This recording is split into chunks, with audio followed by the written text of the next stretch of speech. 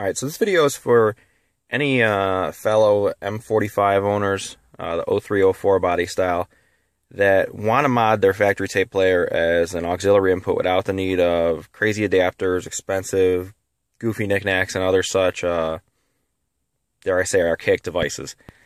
I did this a while ago, probably around the time I first got my car, a good, we'll say 7 or 8 months ago.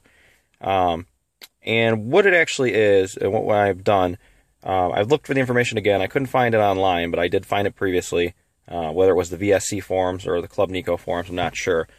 But I've modded the actual tape player in an easy and simple way that gives me the ability to have an auxiliary input.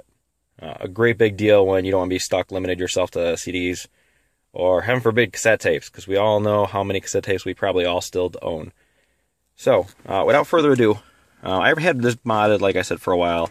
But after some requests and discussions about some of my stuff that I've done that's via Instagram and so forth, I felt the need to make a video after a couple of requests to show off what was done. Now, here you can actually see where I got the 3 wires coming through routed. You actually see we're labeled Dolby R, Dolby L, and then right in between them is the actual ground. So it's right, left, and ground. That gives us our standard audio input on the factory tape player. So this is actually the bottom side. When you undo the 3 screws, the cover comes off and you can't miss it. It's real easy. Everything should be labeled on other devices. If it's not, screenshot it, still it, bring the device in your computer so you can actually make sure and line it up. You can solder right on where I did, or you can go to those 3 pins that are right next to where the black wire is, and they will do the same function. You're just going to need a fine point soldering iron and a, for the most part, fairly steady hand. Thinner wires are easier to use. As you can see, mine go through there on the board and then they route themselves out the back. Number of ways you could do it. I did it what was the simplest, cleanest, and kept everything out of the way. The other thing I did, and I've heard a couple people mention other ways of activating the cassette tape, was that they actually took the time to put a cassette in there. I wasn't having that. Now, one thing I will say is you could actually use a flat blade screwdriver, or if you have a friend that likes to touch stuff and presses your eject button on you when you're not in the car, even a nice quality pen can actually be used to line the cassette tray and push it in and down. That's exactly what I've done.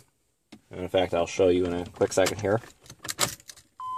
Once we turn it on, you'll hear the cassette tape engage, and it shows tapes going. But obviously we know there is no tape in there. So with that said, you get the ability to do your auxiliary in through the tape without having a tape in there.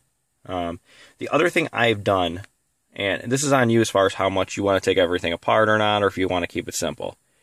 What I actually did in my own vehicle, given I've been an automotive installation technician now for a better part of 16 years, I've dealt with things from Bentleys to Beamers to Ferraris, Lamborghinis, and even the basics of stuff like your regular Toyota Corollas and Honda Civics. So I've seen the hardest, I've worked with the simplest. No matter what way I'm doing something, I'm doing it nice, I'm doing it right. I took everything apart on this chassis as far as getting out the board, the guts, and everything. On the opposite side of where those 3 pins are at is the actual audio in from the tape deck. What I actually did was disconnect them. That way you don't have any unneeded hiss or any other motor noise or anything interfering on the audio pads when you're playing everything.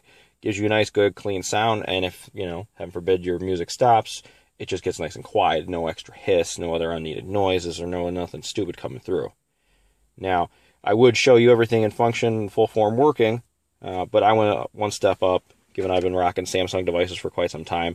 You maybe look at this and say, oh, it's just a charging cord. No, actually, on the Samsungs, whether you have anything, I think, from the Galaxy S1 or S2 and up, through the micro USB, as you know, this is kind of a large connector, you can actually get audio out. So, a little hindsight of bonus information. If you do look on eBay, I built it a while ago before they were making them.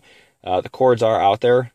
If you look for Samsung aux cable, you may find it. It took me a little bit. They're all about $5 to $7, all from China. But they'll actually give you a regular 1/8-inch audio and then a USB. In my case, I wired up the remnants of a USB charger, so I have the guts hidden out. And like I said, it's a full custom-made cable. If you make one, you can get creative. You know, if you want to cut the ends off or run them all the way through, make your quick disconnects or however you want to do it, that's on you. But again, number of different things you can do as far as getting audio in, so that way you can enjoy your favorite tunes of your cell phone, or your iPod, or your Zune, or your Sansa, or whatever the hell you're running for your music. So hopefully this is helpful to you. I'll also make sure I get a nice good screen grab up on Instagram. Sir Al Smooth on Instagram if you want to take a look at some of the work and stuff I've done, as well as a little bit of information about this post, and I'll relink it back in between. So good luck to you, and enjoy.